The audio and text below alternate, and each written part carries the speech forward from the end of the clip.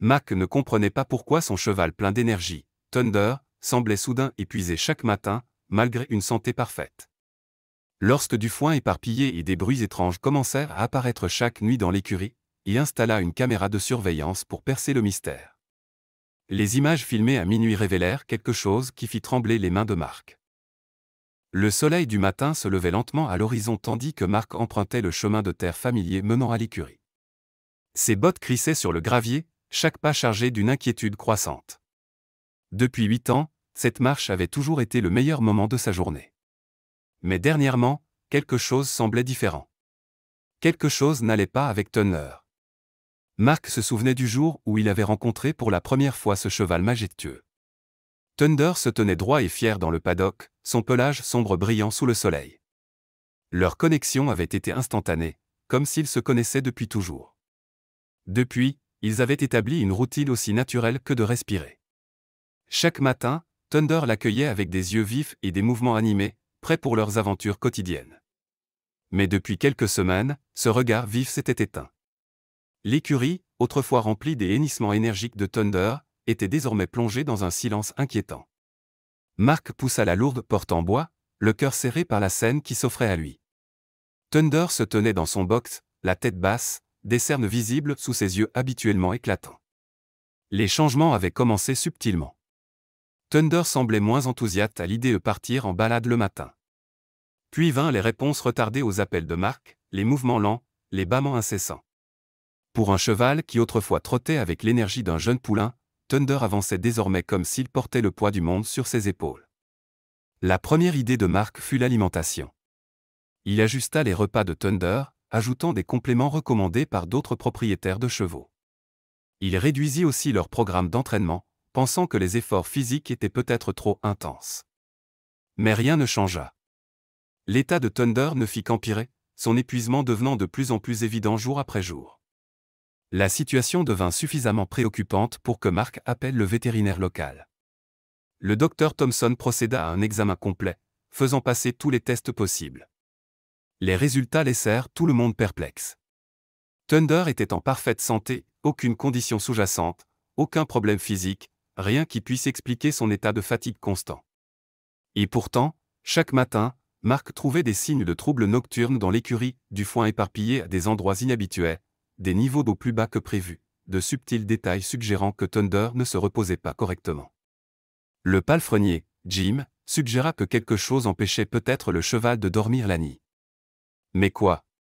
Marc commença à passer plus de temps à observer Thunder pendant la journée.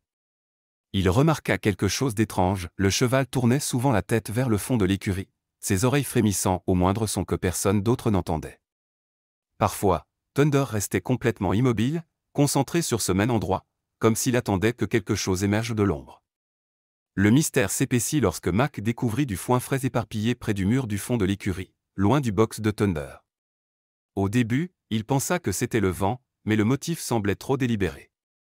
Le foin apparaissait toujours au même endroit, presque arrangé volontairement. Après plusieurs semaines de tentatives infructueuses pour résoudre le problème, Mac décida d'agir plus fermement. Il installa une caméra de surveillance dans l'écurie, en la positionnant de façon à filmer à la fois le box de Thunder et la zone mystérieuse à l'arrière, qui semblait captiver l'attention du cheval. La caméra, dotée de la vision infrarouge, lui permettrait de voir clairement, même dans l'obscurité. Les 3 premières nuits ne révélèrent rien d'anormal. Les images montraient Thunder debout dans sa position habituelle de repos, changeant parfois de patte comme le font les chevaux. Marc commençait à se demander s'il n'avait pas tout imaginé. Mais la 4e nuit arriva. Et quand Marc visionna les images le lendemain matin, ses mains se mirent à trembler. La vidéo avait commencé tout à fait normalement, Thunder était dans son box, l'écurie calme et silencieuse. Puis, vers minuit, une ombre apparut au bord de l'écran.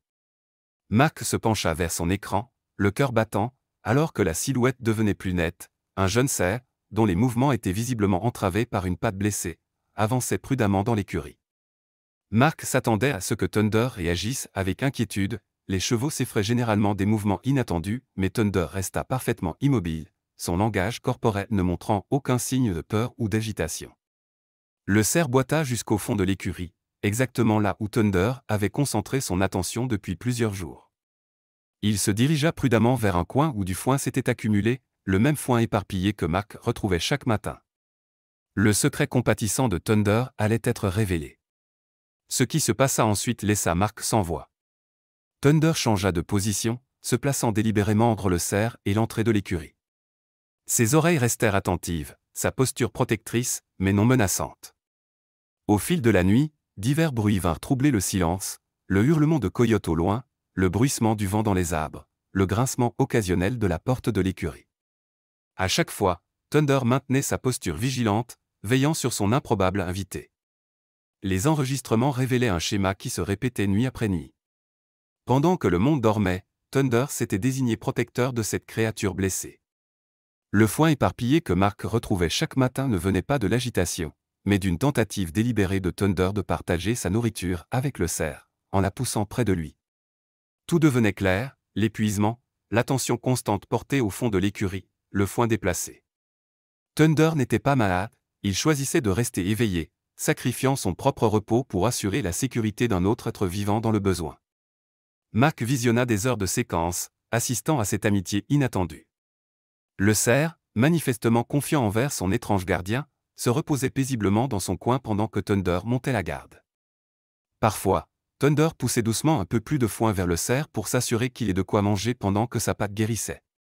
Ce soir-là, Mark fit quelques changements dans l'organisation de l'écurie. Il déposa discrètement un tas de foin supplémentaire dans le coin du cerf et ajusta la porte de l'écurie pour laisser un petit espace, juste assez pour que le cerf puisse entrer et sortir confortablement. Il voulait honorer le choix compatissant de Thunder tout en veillant à ce que les deux animaux aient ce dont ils avaient besoin. Au fil des semaines, Mark remarqua que la boiterie du cerf s'atténuait. Thunder poursuivait ses veilles nocturnes, mais son épuisement diminuait à mesure que le cerf reprenait des forces. Puis, un matin, Mark arriva et trouva Thunder enfin endormi paisiblement.